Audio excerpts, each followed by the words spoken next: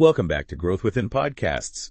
Today we're diving deep into leadership styles, especially for all of you out there who are navigating the exciting world of project management. Yeah, it's more than just Gantt charts and deadlines, isn't it? The human element, the way you lead your team, that's often the secret sauce to a truly successful project. You're so right. I was reading this article on the Growth Within website, Which Leadership Style Needs Your Project? And it really got me thinking. What struck you about it? Well, it highlights that there are at least 5 distinct leadership styles, and each one is kind of like a different tool in a project manager's toolkit. And just like any tool you need to know which one to use for the job right, you wouldn't use a screwdriver to hammer a nail, would you? Exactly. And the wrong leadership style can really sabotage your project. So let's break down these styles, starting with the one that might sound a bit intimidating, autocratic leadership. It does have a bit of a my way or the highway ring to it, doesn't it? But think of it like a firefighter captain leading their team into a burning building. Okay, so in that situation, you need clear, decisive action, no time for debating. Precisely. Autocratic leadership is all about the leader making quick decisions and giving direct orders, and it can be incredibly effective when time is of the essence. So crisis situations, emergency response situations where every second counts? Yes. It's also a style you might see in highly specialized teams, like a surgical team during a complex operation. The surgeon is the leader, the expert, and the team follows their instructions without question. That makes sense. But for most projects, I imagine that constantly being told what to do would get old pretty fast. You're absolutely right. If you overuse the autocratic style, you risk stifling creativity, demotivating your team, and potentially even breeding resentment. People want to feel valued, heard, like they're contributing. So it's a powerful tool in the right context, but definitely not a style to rely on all the time. Yeah. What about a leadership style that's more collaborative? The article talks about democratic leadership. Ah, yes, the power to the people approach.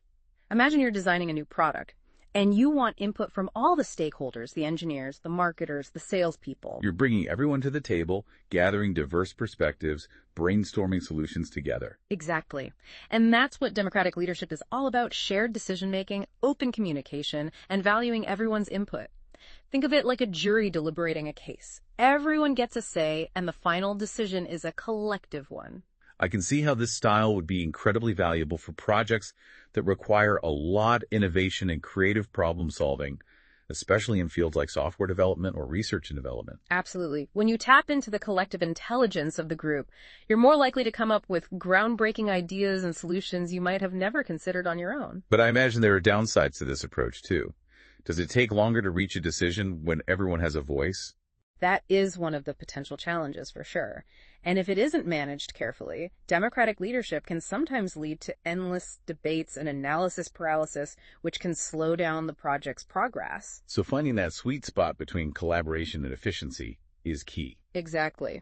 Now let's shift gears to a style that's all about inspiring and motivating the team: transformational leadership. Ooh, this one sounds exciting. Yeah. I love the idea of a leader who can really ignite passion and a shared vision. Think of it like a coach motivating their team to victory. A transformational leader doesn't just tell people what to do. They paint a compelling picture of the future.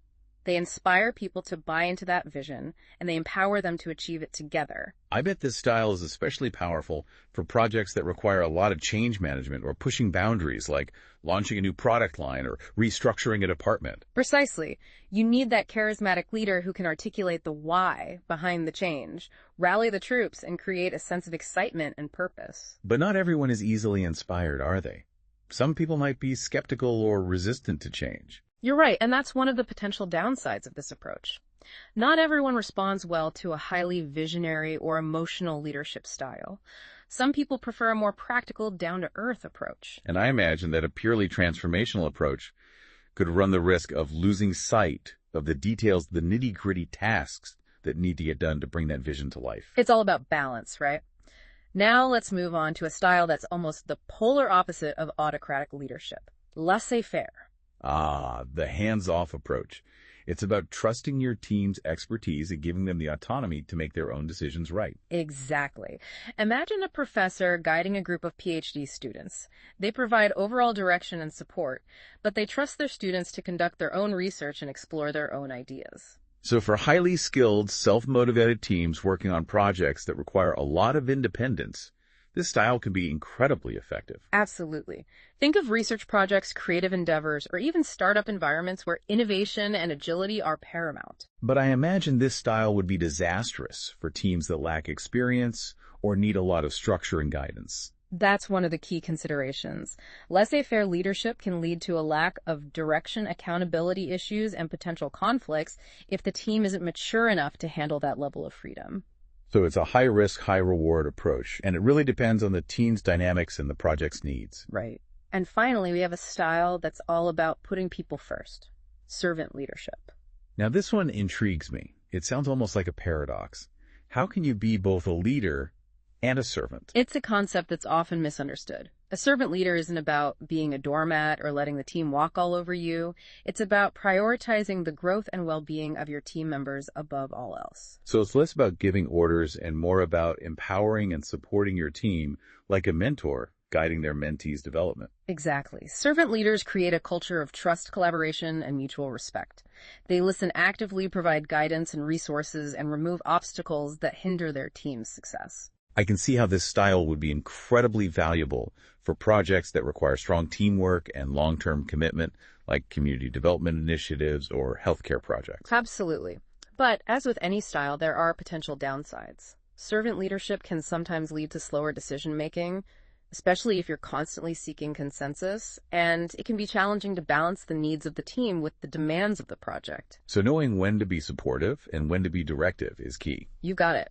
We've now explored 5 distinct leadership styles, each with its strengths and weaknesses. But what's really interesting is that beyond these specific styles, there are certain core qualities that all successful project leaders need, regardless of their preferred approach. Okay, so it's like having the raw talent, but also needing the discipline and technique to truly master your craft. What are these essential leadership qualities? I'm all ears. Okay, so it's like we have the raw talent, but we need the discipline and the technique to really master our craft. What are these essential leadership qualities? Well, imagine you're trying to sail a ship with no destination. You'd just be drifting aimlessly. That's why vision and goal setting are so crucial. So a good leader needs to paint a clear picture of where the project is headed, set realistic goals, and make sure everyone on the team understands the why. Exactly. That shared sense of purpose, it's incredibly motivating. And it helps to keep the team focused and aligned even when things get challenging. And speaking of challenging, let's talk about integrity and accountability. These are non-negotiables for any effective leader. Right. It's about walking the talk, holding yourself and others to high standards, being honest and transparent. Precisely. Think of it like this. Integrity is the foundation of trust. And without trust, the whole team dynamic crumbles. When you lead with integrity, you create a culture of accountability where everyone feels responsible for their actions and their contributions to the project. Because when people trust their leader, they're more likely to be honest about challenges, take ownership of their work, and go the extra mile. Exactly. Now let's move on to a pair of qualities that are especially important in today's fast-paced, ever-changing world: empathy and adaptability. These sound less like concrete skills and more like personality traits. They are, but they're also skills that can be developed and honed. Empathy is all about understanding and responding to the needs and emotions of your team members. A good leader can sense when someone is struggling, offer support, and adjust their approach accordingly. It's like being emotionally intelligent, reading the room and understanding the unspoken dynamics. Exactly. And adaptability is about being flexible and willing to adjust your plans and your leadership style as the project evolves. Things rarely go exactly as planned, so you need to be able to roll with the punches and make decisions on the fly. Like a jazz musician, improvising during a solo. They have a basic structure in mind, but they're also listening and responding to what's happening around them, making adjustments in real time. That's a great analogy. And finally, we have the practical tools in a leader's toolkit: problem solving, negotiation, decision-making, and risk management. Okay, now we're getting to the nitty-gritty of project management. Indeed. Problem solving is all about identifying and resolving obstacles that arise during the project. Negotiation is about finding win-win solutions when conflicts arise, whether it's with team members, stakeholders, or vendors. And decision-making is about, well, making those tough calls when you have to choose between different options, weighing the pros and cons and making the best choice for the project. And risk management is about anticipating potential problems and putting plans in place to mitigate them. It's about thinking ahead and being prepared for the unexpected. Wow, This has been an incredibly insightful breakdown of leadership styles and qualities. It feels like we've really gotten to the heart of what makes a project leader truly effective. And the beauty of it is that these qualities aren't fixed or innate. They can be learned, developed, and refined over time through experience, self-reflection, and a willingness to learn from others. So no matter where you are on your leadership journey, there's always room for growth. And the more you understand these different styles and qualities, the better equipped you'll be to lead your teams to success, no matter what challenges come your way. Exactly. So for all of you listening who are eager to put this knowledge into practice, I have a challenge for you. Take a moment to reflect on your own leadership approach. Which of these styles resonates with you the most? What are your strengths and weaknesses as a leader? And how can you leverage these insights to become an even more effective project manager? That's a fantastic challenge. And you know what? We've covered a lot of ground today, but I have a feeling our listeners are hungry for more. Well, they're in luck. The Growth Within website is a treasure trove of resources for aspiring leaders. You'll find articles, templates, and even workshops dedicated to helping you develop your leadership skills. And for those of you who want to delve even deeper into the 5 leadership styles we discussed today, the article that sparked this whole conversation, Which Leadership Style Needs Your Project, is definitely worth checking out.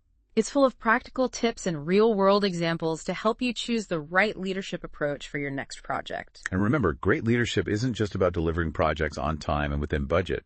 It's about creating a positive and rewarding experience for everyone involved, fostering a sense of teamwork, and helping your team members grow and develop along the way. Well said. And on that note, I think it's time to wrap up this deep dive. Thank you for joining us on this journey of leadership exploration. We hope you've gained some valuable insights that you can apply to your own work and your own leadership journey. Until next time, keep learning, keep growing, and keep leading. That's a fantastic challenge. And it makes me think about something we haven't touched on yet. What about personal growth within leadership? Very important point. You know, a lot of times people think about leadership as this external thing, like you're leading others. But really effective leadership starts with leading yourself. Yeah, it's about self-awareness, isn't it? Understanding your own strengths and weaknesses, your values, your blind spots. Exactly, and it's an ongoing process. The best leaders are constantly learning and growing and evolving. It's like that saying, the journey of 1,000 miles begins with a single step. And with leadership, that first step is often self-reflection, taking the time to really understand who you are as a leader and where you want to go. That's so true. And I think sometimes people are afraid to do that. They're afraid to look inward and confront their weaknesses. I understand that. But it's in those weaknesses that we often find our greatest opportunities for growth. So maybe instead of seeing weaknesses as something to hide or be ashamed of, we should embrace them as areas where we can learn and develop. Absolutely. And there are so many resources available to help us on that journey. Books, articles, workshops, coaches, mentors. Yeah, the Growth Within website is a great place to start. They have a ton of resources on leadership development, self-awareness, emotional intelligence. And don't underestimate the power of feedback. Asking for honest feedback from your team members, your colleagues, your mentors can be incredibly valuable. It can be tough to hear sometimes, but it's so important to be open to feedback and use it as an opportunity to learn and grow. And at the end of the day, leadership is not about perfection. It's about progress. It's about striving to be a little bit better each day. And about creating a positive impact on the people around you, inspiring them, empowering them, helping them to reach their full potential. That's the true mark of a great leader. And on that note, I think we've reached the end of our deep dive into leadership styles and qualities. Thank you for joining us on this journey of exploration. We hope you've gained some valuable insights that you can apply to your own work and your own leadership journey. Until next time, keep learning, keep growing, and keep leading.